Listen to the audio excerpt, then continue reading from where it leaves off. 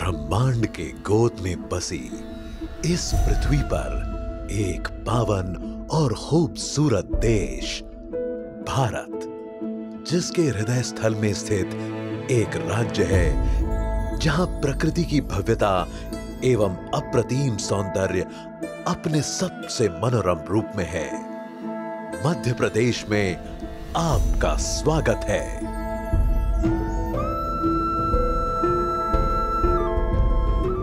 राज्य में नर्मदा नदी फैली हुई है, जो विंध्य और सतपुड़ा पर्वतमाला के बीच पूर्व से पश्चिम की ओर बहती है। मध्य प्रदेश को वनों एवं बाघों का राज्य कहा जाता है। Madhya Pradesh tiger state of India है।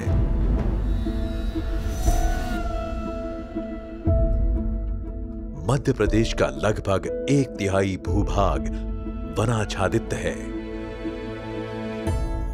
वनों का 100% राष्ट्रीयकरण करने वाला देश का प्रथम राज्य मध्य प्रदेश है।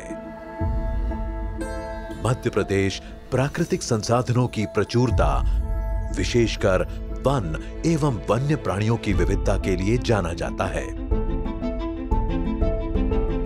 मृदा एवं जल के संरक्षक के रूप में वनों की महत्ता अद्वितीय है।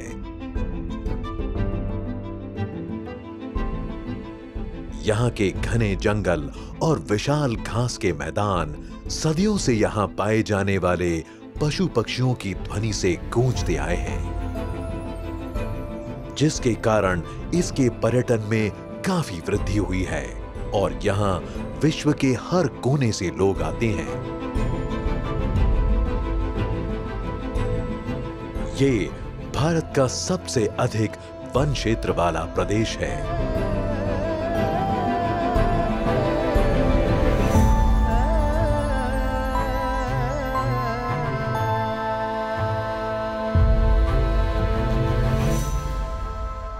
यहाँ बांधवगढ़ राष्ट्रीय उद्यान, कान्हा राष्ट्रीय उद्यान, सतपुड़ा राष्ट्रीय उद्यान, संजय गांधी राष्ट्रीय उद्यान, माधव राष्ट्रीय उद्यान, वन विहार राष्ट्रीय उद्यान, जीवाश्म राष्ट्रीय उद्यान, पन्ना राष्ट्रीय उद्यान, पेंच राष्ट्रीय उद्यान, डायनासोर राष्ट्रीय उद्यान, पालपुर कूनो राष्ट्रीय उद्यान सहित 11 राष्ट्रीय उद्यान एवं विश्व का प्रथम व्हाइट टाइगर सफारी है, जिसमें से कान्हा, बांधवगढ़, पेंच, पन्ना और सतपुड़ा राष्ट्रीय उद्यान बाघ परियोजना क्षेत्र के रूप में काम करते हैं।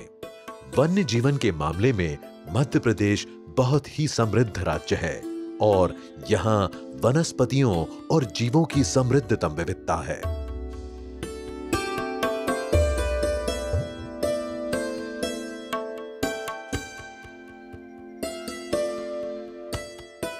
जिसमें शक्तिशाली बाघ से लेकर दुर्लभ कड़ी भूमि के बारहसिंघा, तेंदुआ, घड़ियाल, चीतल, गिद्ध आदि प्रजातियां इस वातावरण में रहते हुए जैव विविधता के कई लुभावने आयाम प्रस्तुत करते हैं।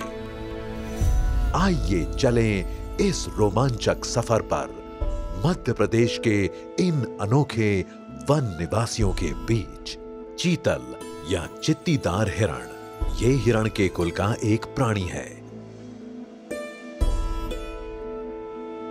ब्लैक बक, कृष्ण मृग या काला हिरण, जिसे भारतीय एंटेलोप भी कहा जाता है, भारतीय उपमहाद्वीप में पाई जाने वाली एंटेलोप की एक प्रजाति है। ये ऐसे घास भूमियों और हल्के वन क्षेत्रों में मिलते हैं जहां जल सदैव उपलब्ध हो।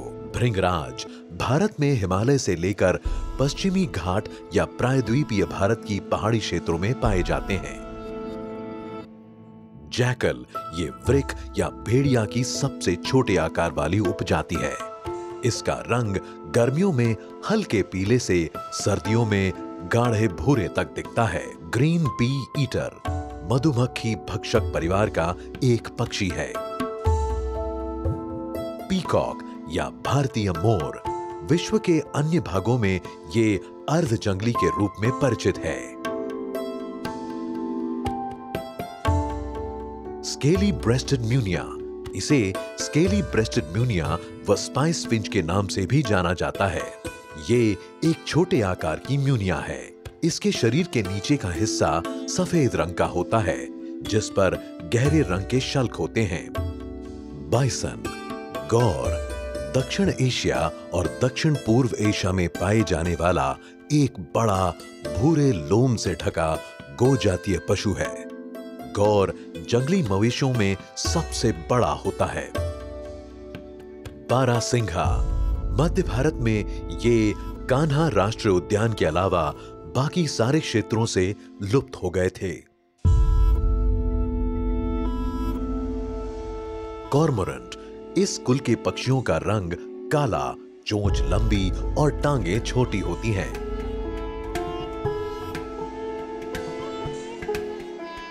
एग्रेट, एग्रेट बगुले हैं, आमतौर पर लंबी टांगों वाले उड़ने वाले पक्षी जिसके पंख सफेद या भूरे रंग के होते हैं और प्रजनन के मौसम के दौरान बारीक पंख आमतौर पर दूधिया सफेद विकसित होते हैं। मंकी, लंगूर, भारतीय उपमहाद्वीप में मिलने वाला लंगूरों का एक जीव वैज्ञानिक वंश है। वुडपेकर, व्हाइट नेप्ड कठफोड़वा, जो भारतीय उपमहाद्वीप में एक व्यापक लेकिन दुर्लभ प्रजनक है। ये खुले जंगल और कुछ पेड़ों वाली झाड़ियों से जुड़ा है। फ्रॉक ट्रेल ड्रोंगो काकू, कोयल की एक प्रजाति है जो काले ड्रोंगो जैसा दिखता है। वाइल्ड डॉग या ढोल, इसे IUCN रेड लिस्ट में लुप्तप्राय के रूप में सूचीबद्ध किया गया है क्योंकि इसकी आबादी कम हो रही है और अनुमान है कि इसमें 2500 से कम परिपक्व सदस्य ही शामिल हैं। यहाँ के घने जंगल वन्य जीवन की एक आश्चर्यजनक श्रृंखला की मेजबानी करते हैं। मध्य प्रदेश का राज्य पक्षी दूधराज है। पैराडाइज फ्लाई कैचर, दूधराज नरों के दुम पर लंबे पंख होते हैं जो उत्तर भारत में ये अक्सर सफेद रंग के होते हैं, लेकिन अन्य जगहों पर आमतौर से काले या लाल भूरे होते हैं। ये घनी टहनियों वाले पेड़ों के नीचे कीट पकड़कर खाते हैं।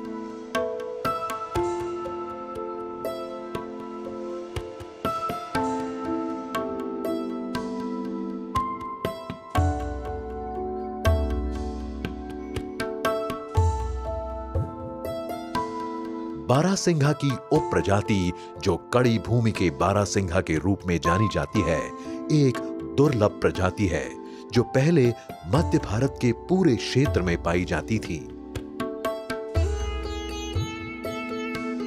लेकिन इस प्रजाति की संख्या कुछ समय पहले सिर्फ कान्हा राष्ट्रीय उद्यान में ही बची थी। ये प्रजाति जल में रहना और जलीय वनस्पतियों का भोजन करना पसंद करती हैं, लेकिन अपने अस्तित्व के लिए ऊंची घास के मैदानों पर निर्भर हैं।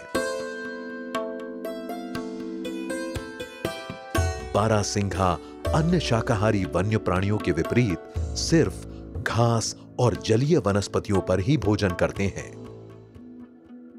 1938 में इनकी संख्या 3023 थी, लेकिन 1958 में यह संख्या 577 तक घट गई।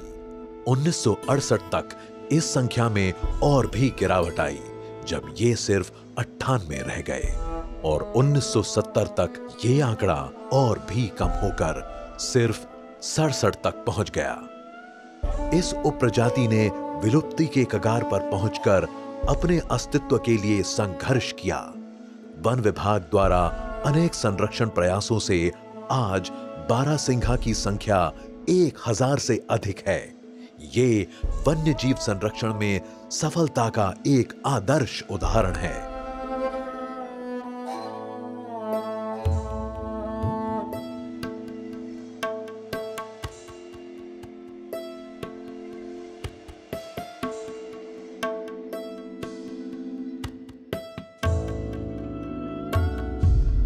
यहां पर पाए जाने वाले सबसे प्रतिष्ठित एवं आकर्षक निवासी है शाही बाघ। बाघ के उग्र रंग के फर पर उनकी विशिष्ट काली धारियां और ज्वलंत आंखें पीढ़ियों से मनुष्य को मंत्र मुग्ध करते आ रहे हैं। बाघ की 9 उपजातियां ज्ञात हैं, जिनमें 6 आज भी जीवित हैं। 1973 में भारत सरकार द्वारा भारत में बाघों की संख्या को बनाए रखने और उन्हें सुरक्षित करने के लिए प्रोजेक्ट टाइगर अभियान शुरू किया गया। इस अभियान की शुरुआत बाघों को विलुप्त होने के संकट से बचने के लिए की गई थी। पूरे देश में बाघों की सुरक्षा और प्राकृतिक वातावरण प्रदान करने के लिए बाघ अभयारण्य बनाया गया।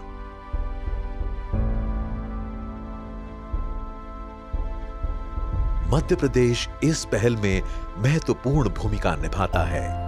2023 में नई बाघ गणना के आंकड़ों के अनुसार 785 बाघों के साथ मध्य प्रदेश देश का सबसे अधिक बाघ वाला राज्य बन गया है। ये मध्य प्रदेश की बाघों के संरक्षण के लिए प्रतिबद्धता को दर्शाता है। बाघ सर्वोच्च एवं शीर्ष शिकारी होते हैं, जो एक स्वस्थ परिस्थिति के तंत्र को बनाए रखने के लिए आवश्यक हैं। इनके आवासों को संरक्षित करके हम कई और पौधों और जानवरों की प्रजातियों की भी रक्षा करते हैं, जो अपने अस्तित्व के लिए इन आवासों पर निर्भर हैं। वन्य जीवन की रक्षा के लिए संरक्षित क्षेत्र बनाकर वन्य जीव गलियारे स्थापित करके सख्त अवैध शिकार विरोधी उपायों को लागू किया गया है।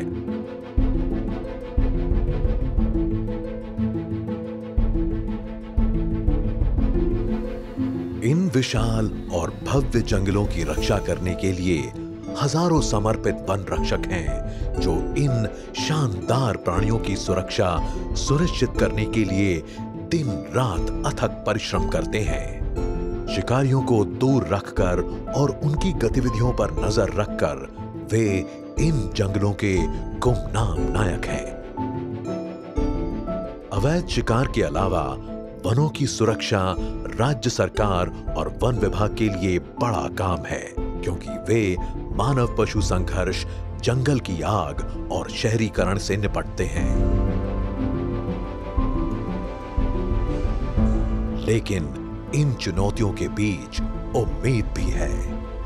मध्य प्रदेश में पारिस्थितिक तंत्र और उनमें रहने वाले जानवरों की रक्षा के लिए राज्य सरकार विभिन्न योजनाओं के माध्यम से अनेक प्रयास कर रही है। जैसे ही हम इन वन्य जीवों के बीच अपनी यात्रा समाप्त करते हैं, हमें उस नाजुक संतुलन की याद आती है जो पृथ्वी पर जीवन को कायम रखता है।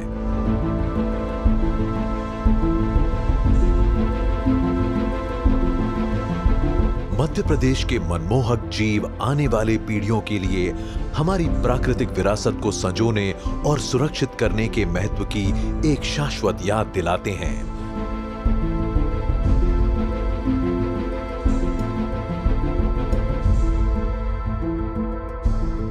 भारत के मध्य में मध्य प्रदेश की जीवंत जैव विविधता प्राकृतिक दुनिया की सुंदरता के प्रमाण के रूप में खड़ी है।